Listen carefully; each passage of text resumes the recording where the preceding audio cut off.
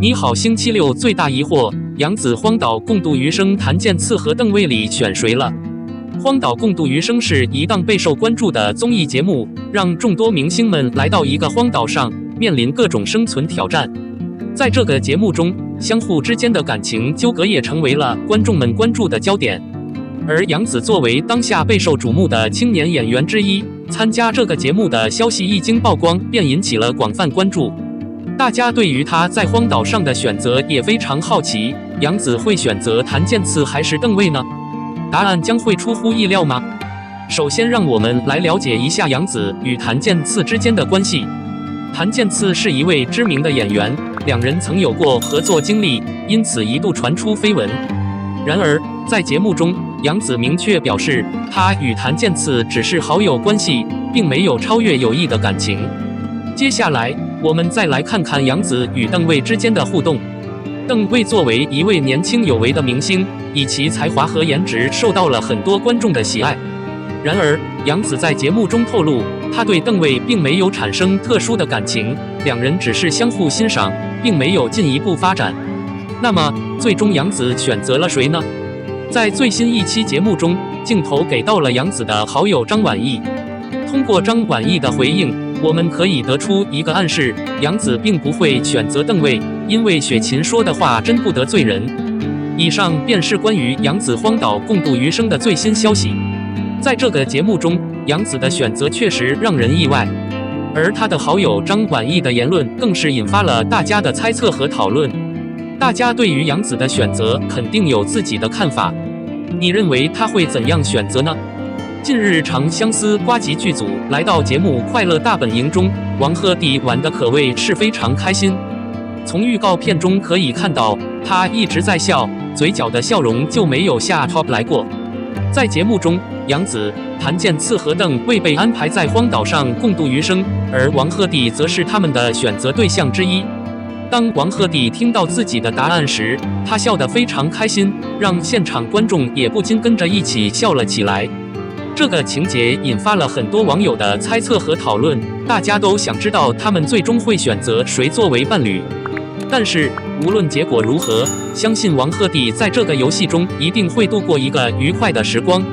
除了游戏环节之外，王鹤棣还在节目中展示了他的多面才艺。他不仅唱歌跳舞表现出色，还展示了他的幽默感和机智反应，让观众们对他的印象更加深刻了。总的来说，这次《长相思》剧组来节目《快乐大本营》真的是一次非常有趣的经历，不仅让观众们看到了王鹤棣可爱的一面，也让人们对这部电视剧更加期待了。杨紫在《长相思》中饰演的小妖坚毅果敢，不知道打了多少人的脸。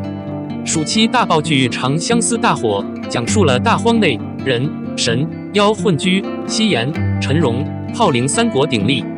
流落大荒的浩陵国王姬九瑶小妖历经100年颠沛之苦，不但失去了身份，也失去了容貌，在清水镇落脚，成为了无处可去、无人可依、无力自保的文小六。这部剧不仅情节跌宕起伏、引人入胜，而且全员演技在线，把每一个角色都刻画得入木三分。让我印象最深刻的就是《长相思》里面的小妖，这个独立、果敢、心思缜密的女孩子的形象，不知道打了多少人的脸。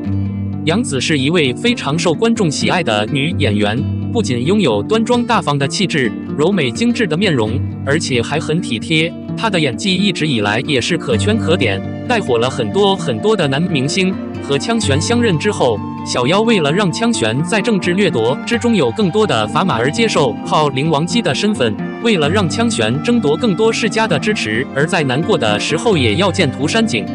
小妖虽然灵力低微，但是小妖是一个很聪明的人物，他擅长用毒，能够在关键时刻保护自己。有些人做事依靠的是感性，有些人做事依靠的是理性，谋定而后动。虽然枪玄要走的是一条极其危险的道路，但是小妖答应了要和哥哥互相保护，小妖便付出了真心。不管任何时候，小妖都把枪玄的生死置于首位。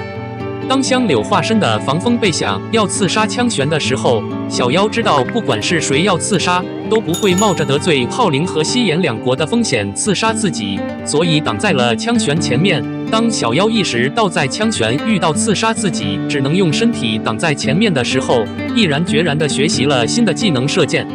当小妖意识到自己不拉拢涂山璟的话，枪玄便会失去一个非常大的依靠时，小妖也是尽力维护好和涂山璟的关系。当枪玄需要自己去和赤水风龙联姻的时候，小妖不知道风龙什么地方好，什么地方不好，考虑了一天便同意了风龙的求婚。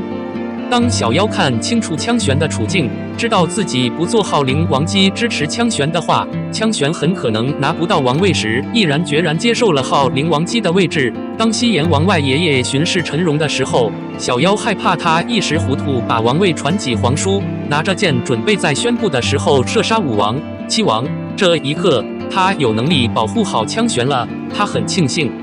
其实小妖考虑事情是很全面的，谋略上完全不输枪玄，只不过小妖想要的并不是王位。有些人遇到问题的时候，就像是行走的炮仗，一点就着。比如阿念总是把愤怒当成解决问题的方法，但是要知道生气的后果其实比生气的原因更加严重，所以遇到事情的时候，还是三思而后行，谋定而后动比较好。小妖很早便遇到了自己的哥哥，哥哥也一直在寻找小妖，可是哥哥没有认出来小妖，还是小妖最先通过狐狸尾巴找到了自己的哥哥。一直以来，小妖都是受伤最多的人。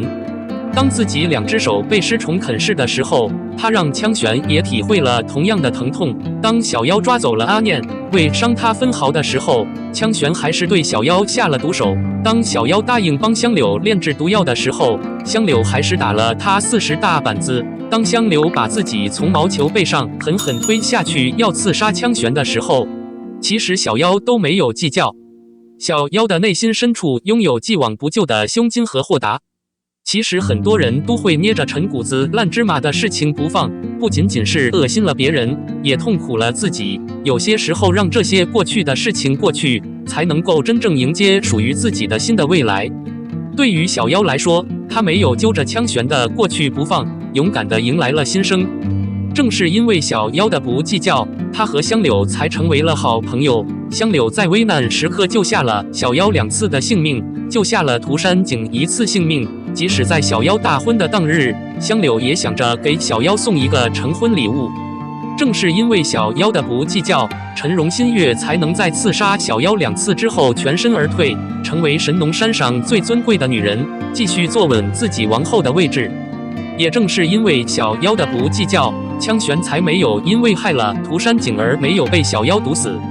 除此之外，小妖还有敢于止损的勇气。对于小妖来说，涂山璟是小妖一生一世想要托付的人。可是，在得知防风异应怀上了孩子之后，小妖及时止损，宁愿毁了这门婚事，也不愿意再继续纠缠。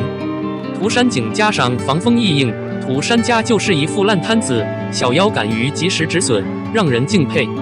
小妖得知枪玄刺杀了涂山璟的时候，虽然纠结，但还是及时和枪玄划清了界限，在玉山王母处不愿意归来，把枪玄当成了普通朋友，总是敢于止损。